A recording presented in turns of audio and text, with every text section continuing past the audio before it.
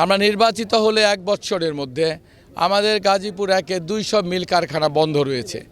এই ২০০ মিল কারখানা সরকারের উদ্যোগে আমরা এগুলা চালু করে প্রথমে বেকার সমস্যার সমাধানের চেষ্টা করব এবং যেখানে অনেক শ্রমিক নতুন করে কর্মসংস্থানের সুযোগ পাবে। দ্বিতীয়ত, আমি নির্বাচিত হলে পৌর এলাকায় শ্রমিকদের জন্য যেরকম তাদের আহত হলে মারা গেলে বাড়িতে লাশ পাঠানো, বিনা পয়সায় ঔষধ, চিকিৎসা, আবাসন, এই সমস্ত কর্মসূচি আমার পৌর এলাকায় ছিল। যেহেতু আমি মেয়র, এমপি হলে পরে আমরা অঞ্চল ভিত্তিক সেই একই ধরনের কর্মসূচি চালু করব ইনশাল্লাহ। আর আমাদের নারী শ্রমিক যাদের কর্মঘণ্টার বিষয়টা, সুযোগ সুবিধা এবং সমস্ত নির্বাচনী এলাকায় লাইটিংয়ের মধ্য দিয়ে যাতে শ্রমিকরা দিন রাতে নিরাপদে চলাচল করতে পারে, চুরি ডাকাতি রাহাজানির হাত থেকে রক্ষা পায় এবং তারা যাতে কোনো মানে অন্যায়ভাবে ছাঁটাই না হয় এবং তাদের যে ন্যায্য অধিকার সেগুলো আমরা বাস্তবায়ন করব।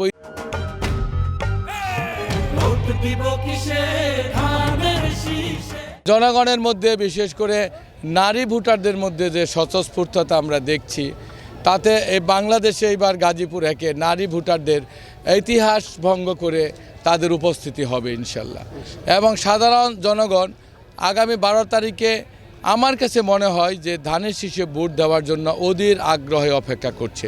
যদি কোনো রাষ্ট্রীয় ষড়যন্ত্র না হয় এবং যদি সঠিকভাবে আমরা ভোট দিতে পারি, তাহলে ৩৫ বছর পর আমাদের নেত্রী, আমাদের মা বেগম খালেদা জিয়ার স্বপ্ন পুনরুদ্ধার করে আমরা গাজীপুর ১ আসন আগামী সরকার গঠনে বিজয়ী হওয়ার মধ্য দিয়ে একটা গুরুত্বপূর্ণ অবদান রাখবে বলে আমরা আশা করি ইনশাল্লাহ।